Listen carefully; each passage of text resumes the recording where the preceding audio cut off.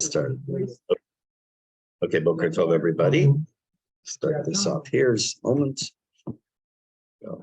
Yes.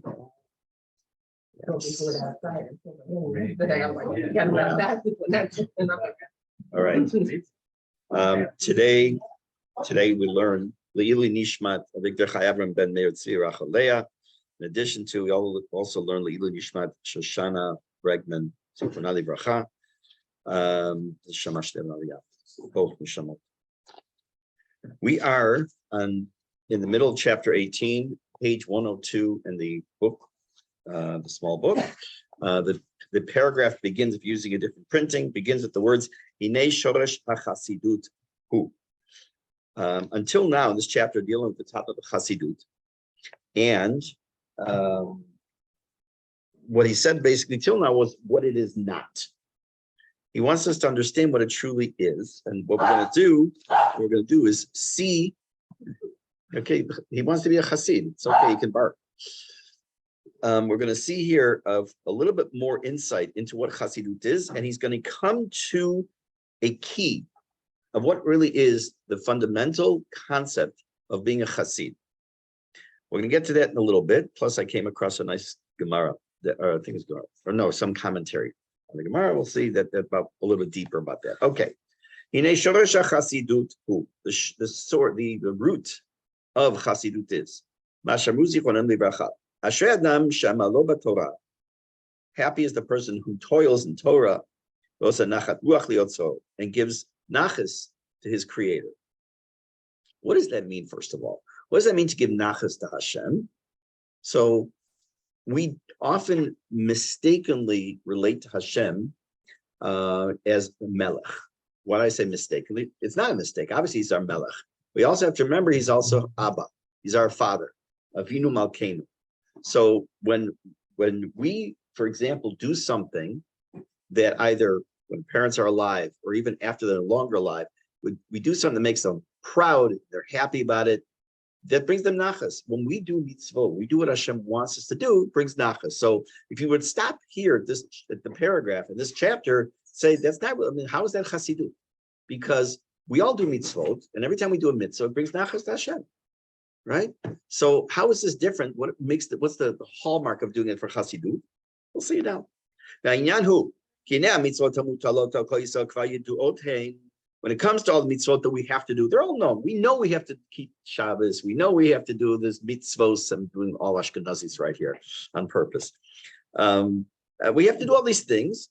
The requirements are known. We know if you have a house that has a doorway, you know you have to put a mezuzah. You know you can't wait 6 months to do that.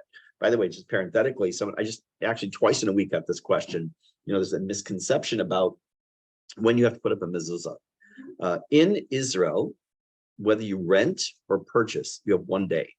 In Chutz La'aretz, you have 1 day if you buy, 30 days if you rent. That's the difference. So notice everyone has to do it within 1 day except a renter at Chutz La'aretz. You have to then put it up 30 days outside Israel.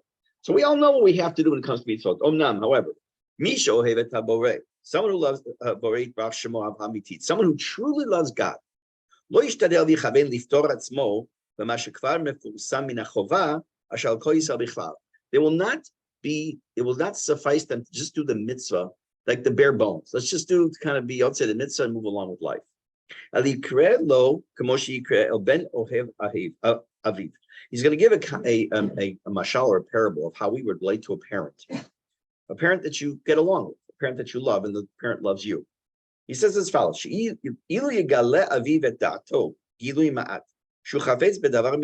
what happens if your father were to say to you just like a hint of something he wanted to have done?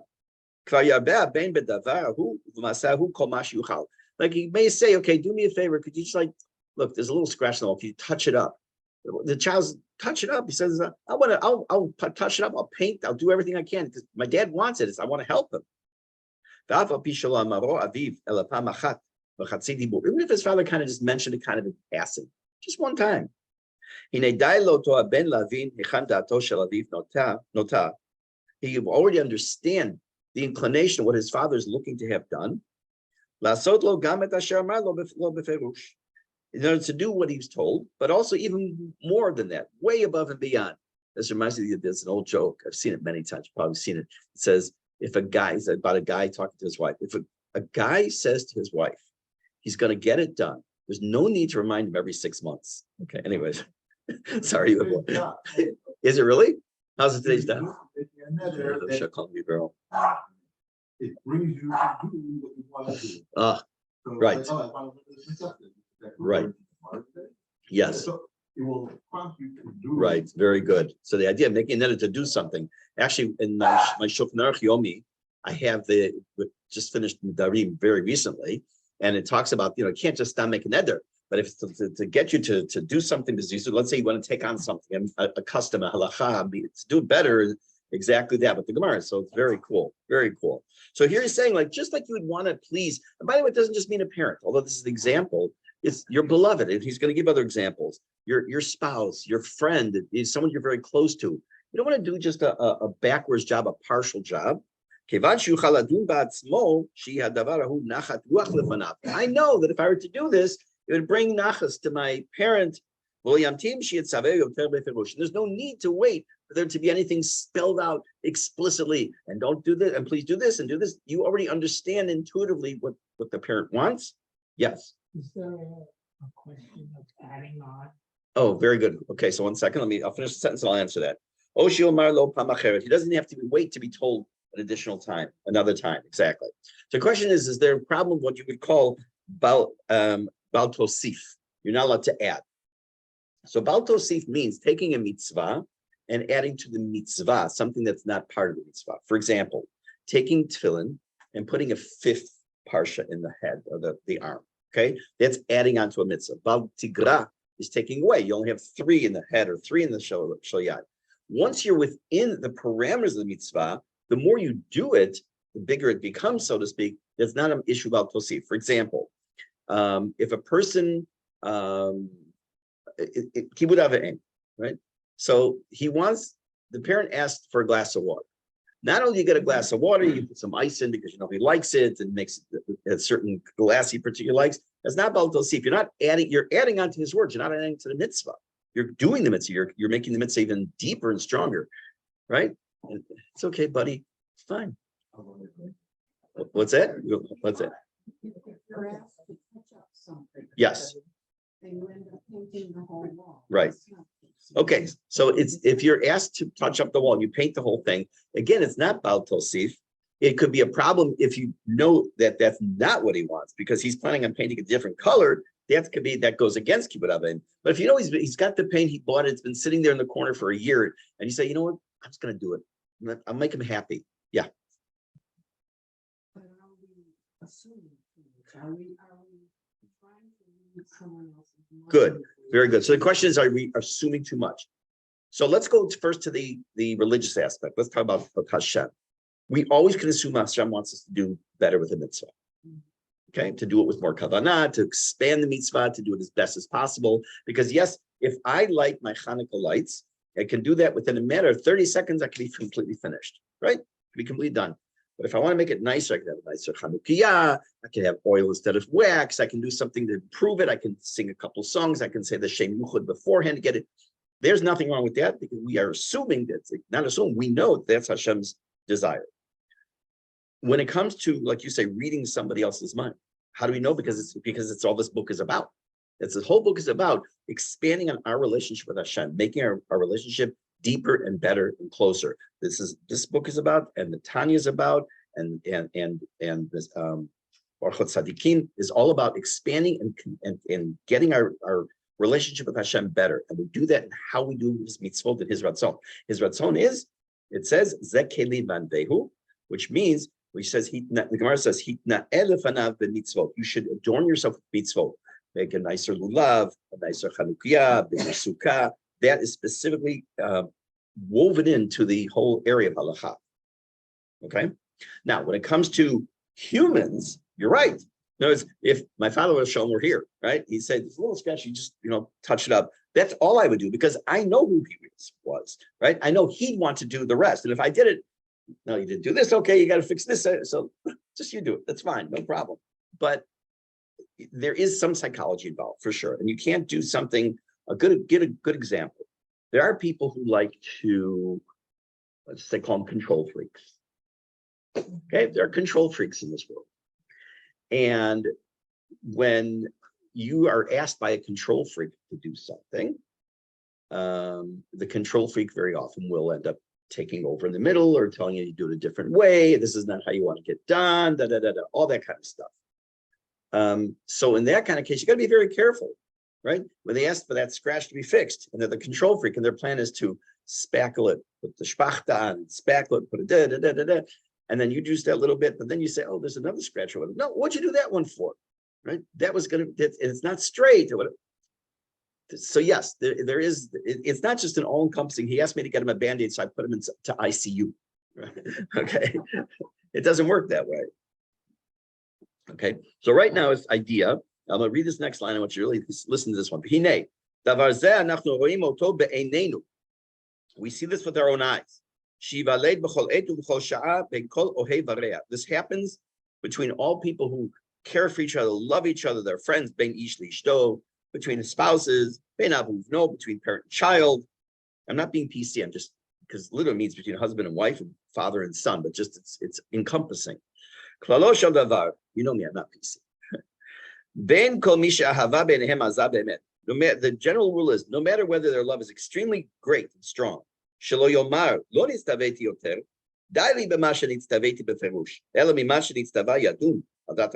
read the whole sentence. Explain.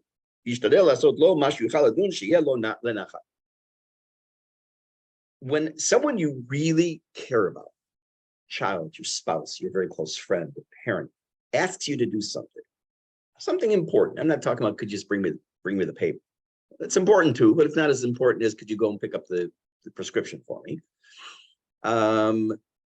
Your goal should hopefully never is I'm going to do the bare minimum of what I was asked to do, and okay. He asked for the water, he didn't specify, so he doesn't like. So I'm going to tap water, warm, who cares, whatever. It's water, right? It's water. It's what he asked for. So in other words, you don't want to just get by. So too when it comes to Hashem. Yeah, I put on tefillin. Fine. Okay, I wrapped on. I put them on. I get the mitzvah. Yes, and without going to the whole discussion now, when the person who doesn't put on tefillin stops by at a booth, Chabad, they put on tefillin. Of course, it's a mitzvah. He's the Yotzei mitzvah. He did one mitzvah d'oraita that he didn't do the day before, maybe. That's great. But it's still the bare minimum. I've had this, by the way, and sometimes the bare minimum is good. Explain.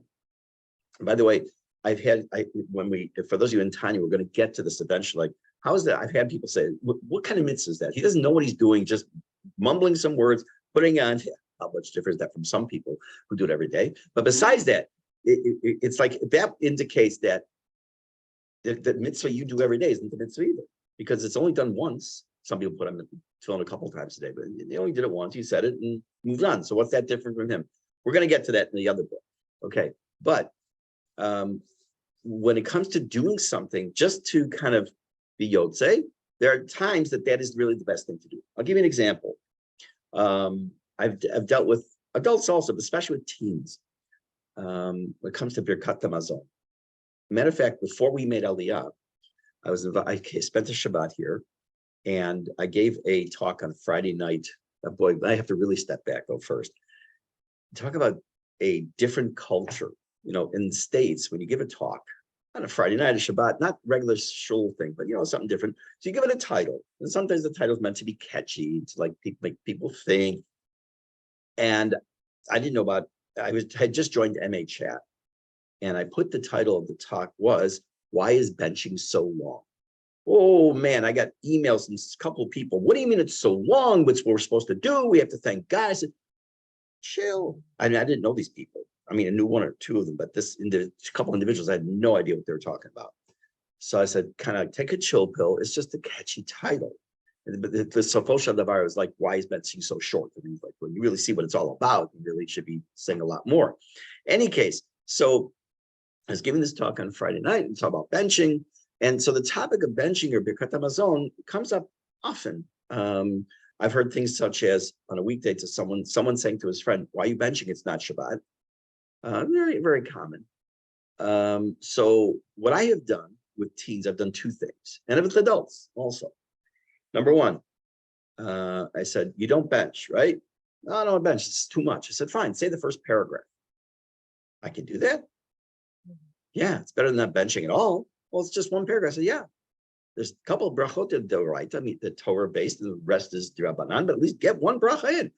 Oh, cool. I said, you know, and you do that for a few months, maybe you'll think about the next one. Let's say the next one. The other one is that there's a shortened, it's actually the Gemara also, but a shortened version of benching. I printed it and laminated it for some people, and they use it. They use it because at least they've said Birkat Hamazon. So sometimes the bare minimum is exactly what you need because it's better than zero. Sometimes that's not true, but very often it is true. But for most people, the average person who wants to do on a daily basis, I'm not talking about someone who's sitting, living in kollel and is involved all day long in chesed, just the average person going to work, or the retiree who's got things to do with friends and whatever it might be. When you do a mitzvah, you want to do it at least a little bit more than just to be yotze and get done with the mitzvah.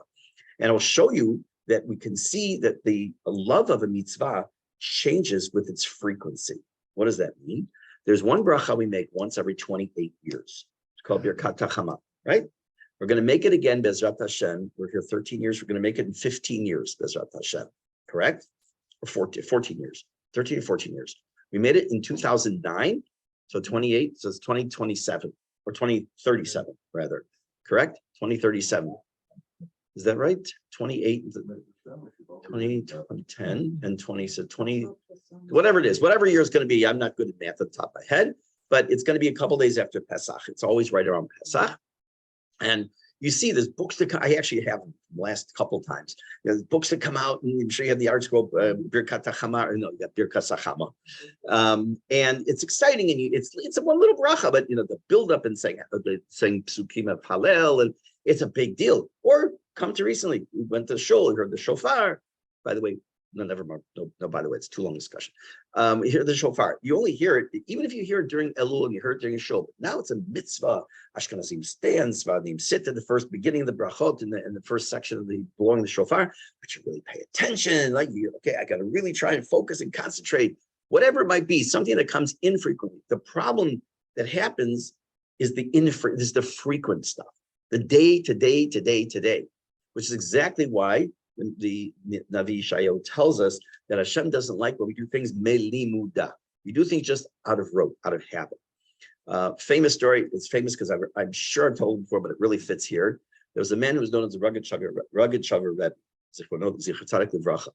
and he said, as a joke, but he meant deeply, he said the hardest, most difficult shaila he ever received was the following case. There was a guy who was davening. If I told it already, I'm sorry. There's a guy who was davening one of these like shtiblach that has multiple minyanim in different rooms. He had his shal yad up, tefillin on the yad. He has shal yad in his hand. He wasn't sure if he finished davening and was taking his tefillin off, or he hadn't yet davened, he was putting it on.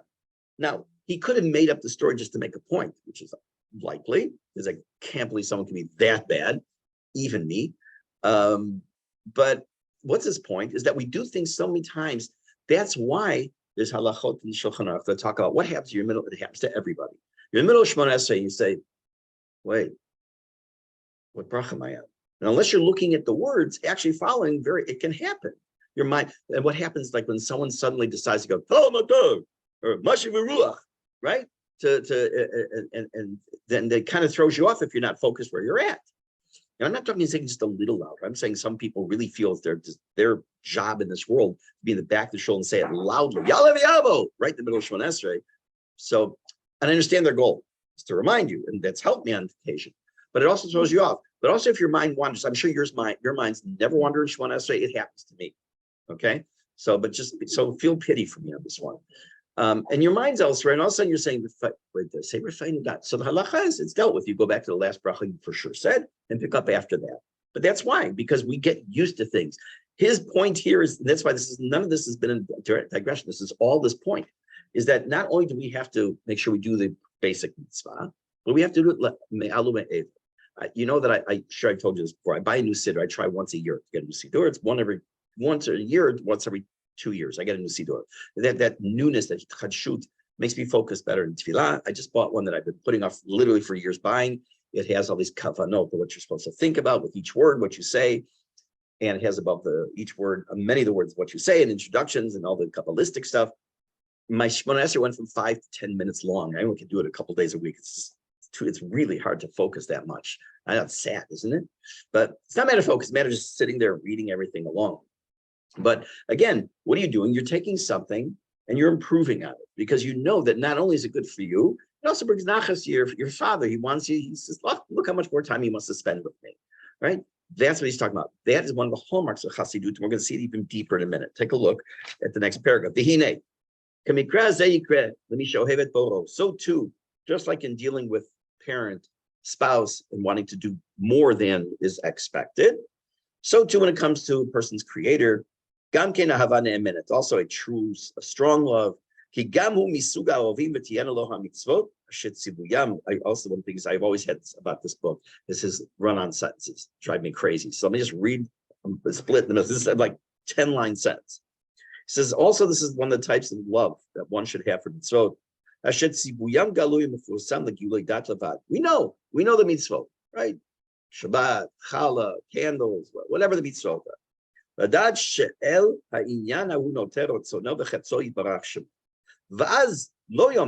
Then a person, if he understands what his job here is, he'll not say,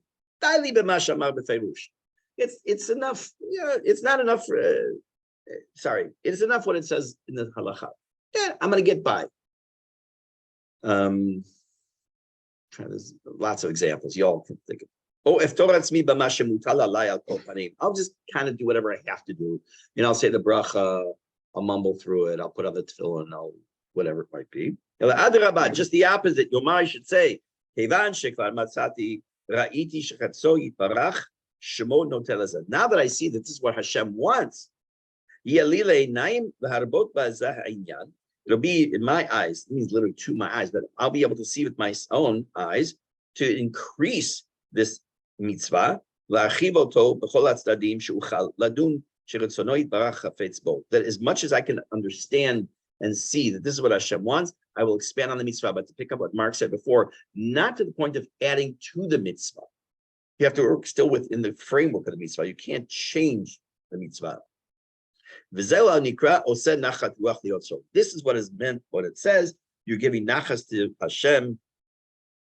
Nimtza. Here is the bottom line, this next line. Nimtza klal chasidu. The general rule when it comes to the concept of being a chasid, harchavat kiyum kol hamitzvot bechol hatzdadim v'hatnaim shera'ui she'efshar. That a person will try to do the best he can with every mitzvah to expand it as much as possible in all the different possible conditions as possible. Meaning, let's put it in terms of education and tests. This world isn't, you can say this world's a test, but I don't want to go down that road.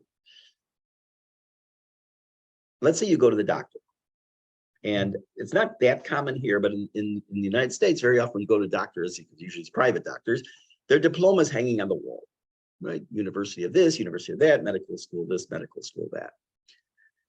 What would be if, in addition to hanging their diploma, they also had a requirement to give you their final grade at the end of medical school, and that's hanging there too. And you walk into the doctor's office and he has a D-. He has the same degree as the guy who graduated top in the same class. He's an MD or she's an MD. No different. But who do you want to go to? The guy with the A+, or do you want to go with the D-? Right? You want to go to the D-? Okay. I'll tell you why. I saw that one coming, by the way, Judy. I know you well enough to know you would disagree, and I already have my answer. Go right ahead.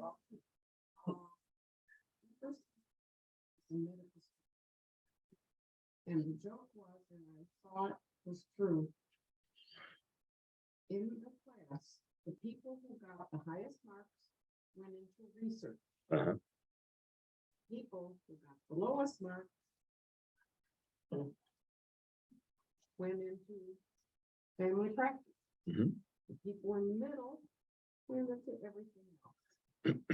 And it had nothing to do With grades. Right. Because the fact that you can get an A on the test in hematology doesn't make you a hematologist. What makes you a hematologist is keeping up. Correct. With the Correct. magazines and all. And the journals and the writing articles. And quite frankly, now people such as myself who do not test well and only get B minuses. Same, right? Okay, when you help someone else who got an A in psychology test every year. Right. You're right. So I understand. No, I understand what you're saying, and you're right. You're 100% right. you need to Because a look at person, you have the whole person. That is correct. It's not just about a grade. And by the way, as an educator, it's very true. I mean, deal with this every day. You know, I have kids that can get a 50 on something and they're still phenomenal at what they do, just they don't test well, whatever it be, or they didn't understand or whatever. I agree. My point being is not so much the joke of which teacher would you, which doctor would you prefer going to, but it's showing you that either way, you've accomplished the mitzvah, right? You got your degree. Now, do you want to have a D- on the Shem's report card, or do you want to have the A? That's what I'm saying. You want an A plus, right? Okay, are different, right? And we already know, by the way, what's on the final. The Gemara tells us 3 questions at least that were asked after 120 years. First question. Not did you keep Shabbat? Is not were you nice to your spouse? It was. Anyone know? Say again. Right. Nasata v'natata be'emunah.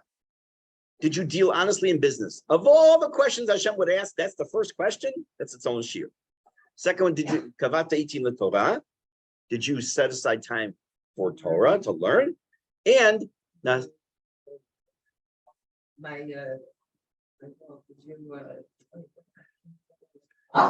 did you appreciate it? appreciate it. Well, that's not one of the. That's one of the questions according to the Gemara. Another one. But the third question is asakta b'piryav v'rivya. Doesn't say did you have children. Said were you osek and were you involved in piryav in bringing children into the world? What does it mean? What does it mean? Yes, it could be helping someone else. It could be a shoulder to cry on when someone, God forbid, can't get pregnant. But all those things, right? All those things have to do with kiyumo shel olam, right? When it says natsata v'natata be'emunah, did you deal faithfully in business? Is such a critical thing, and that's exactly what this is about. Why? Because a person can do his ben adam lemakom phenomenally. He can deal with Hashem. He can daven. He can keep Shabbat and keep it till the Rabbeinu Tam Shita. He can put on 2 pairs of tefillin. He can shuckle. He can do daf yomi in 3 different languages. But when it comes to business, he'll be the first to stab someone in the back. It's money to make a profit. Hashem's measuring stick is how we deal with each other.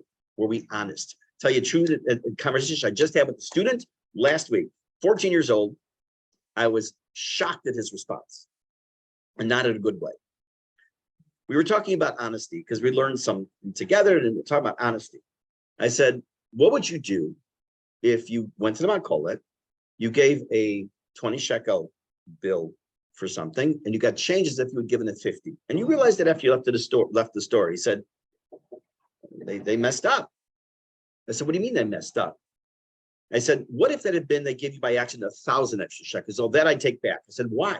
So because that's a lot of money. I said, first of all, that whether it's 1 shekel or 10,000, it's the exact prohibition. If you take a little bite of a pork, or you take a whole sandwich of pork with juicy rib sauce on it, right? It's the same prohibition. I said, but it's stealing. It's absolutely stealing. I said, I'll tell you a story.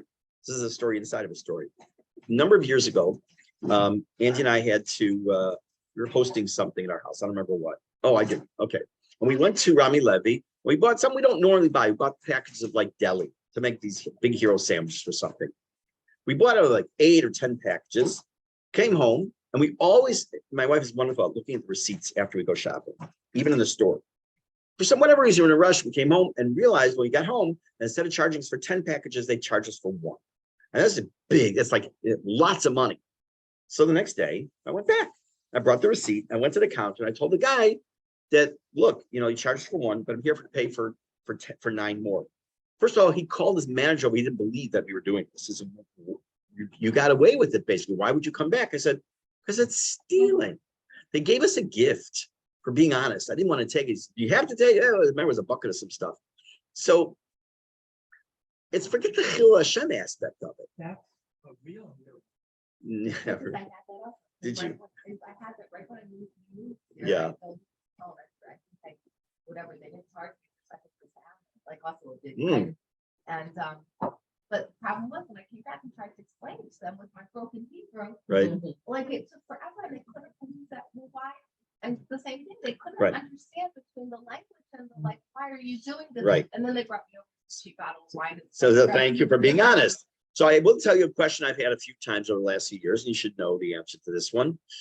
I've had where people call me and say, I just got my Rami Levy order delivered. And there's tomatoes. I didn't order tomatoes. Am I allowed to keep them? I said, no.